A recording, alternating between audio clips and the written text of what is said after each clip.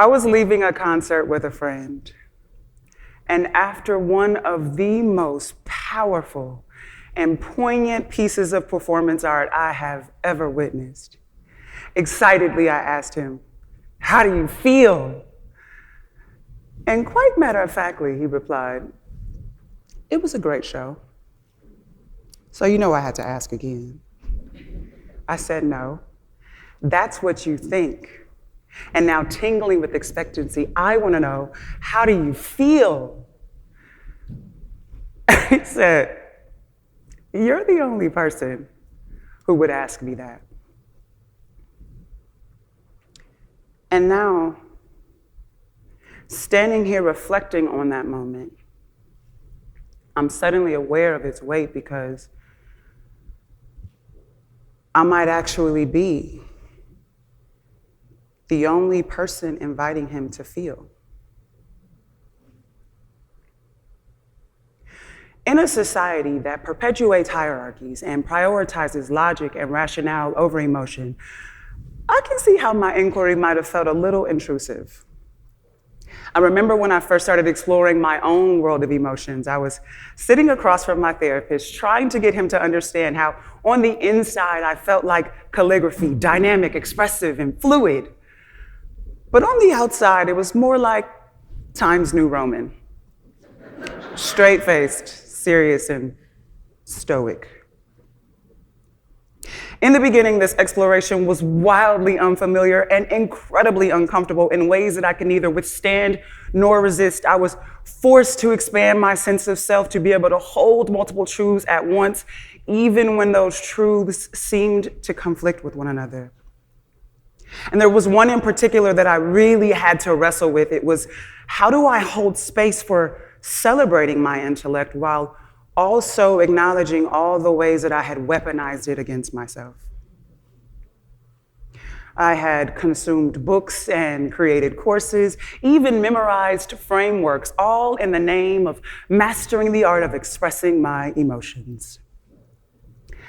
Mostly so I didn't have to experience them.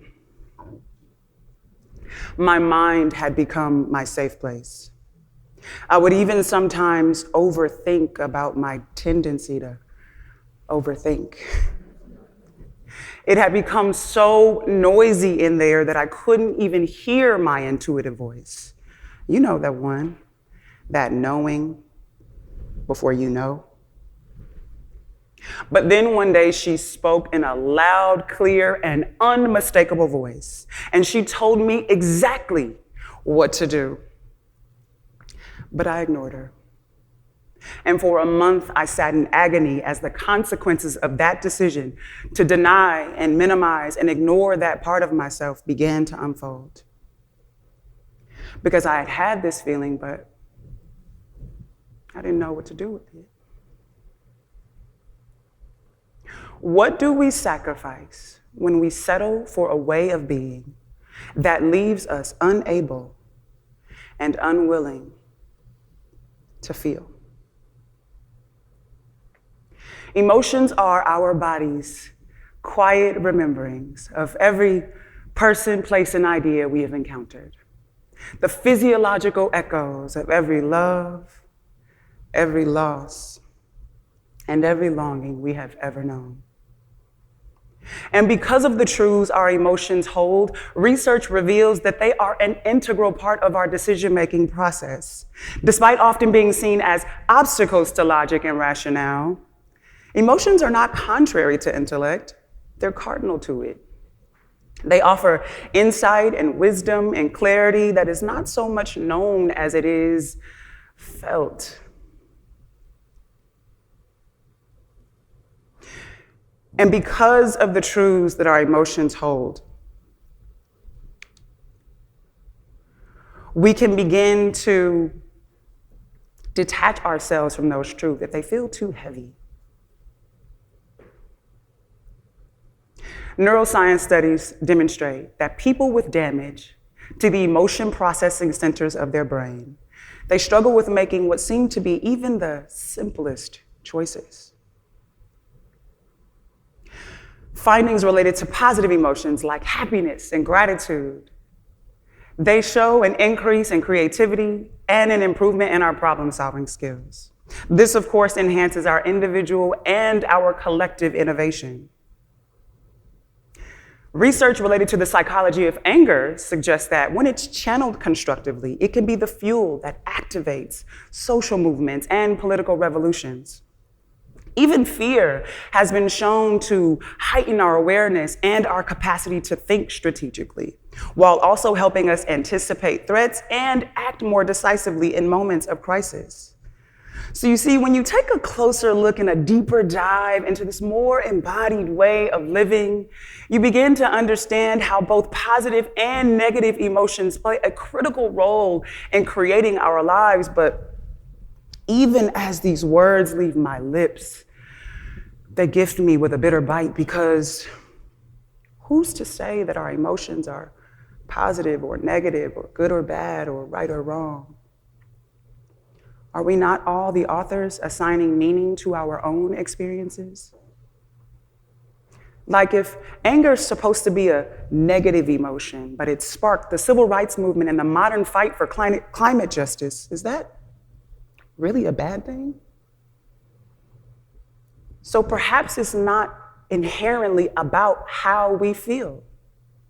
Maybe it's the stories that we tell ourselves about how we feel.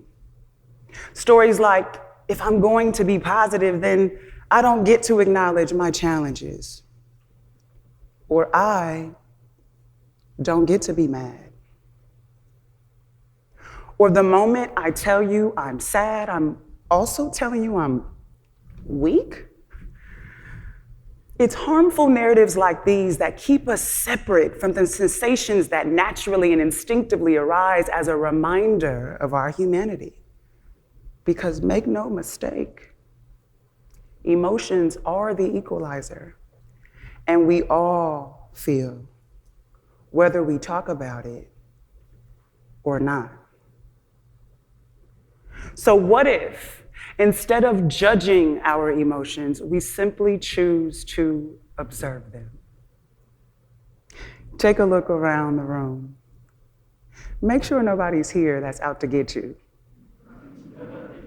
And if you feel safe to do so, then I invite you to close your eyes. Take a deep breath in through your nose and gently sigh it out.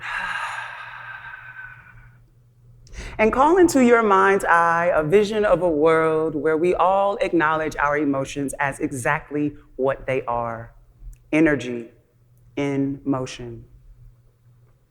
What if we honor our emotions by choosing to accept whatever is coming up in our present collective experience exactly as it is? What if we integrate our emotions by consciously considering the ways that we can use them to create the outcomes and experiences that we desire? What if we reclaim residency in the fullness of our being by consistently choosing to check in with ourselves? As you open your eyes and return to the present moment, hold on to that vision, because if anything that you just saw is a part of a world that you want to live in, then perhaps you'll consider adopting this personal oath. I will no longer perpetuate expired anecdotes that demand that we deny our emotions to prove our strength or require their relegation as evidence of our capacity to lead. And if that feels true for you, then I want to offer you this gift. It's a set of questions that continue to guide and ground me in my own journey of exploring my emotions. I like to ask myself, what am I feeling right now? And where am I feeling it? And what might these sensations be trying to communicate to me? And how can I integrate this wisdom into my daily decision-making processes? And how can all of this inform and influence the ways that I show up in and contribute to the communities to which I belong? Because when we give ourselves permission to feel, and then we begin to understand our emotions.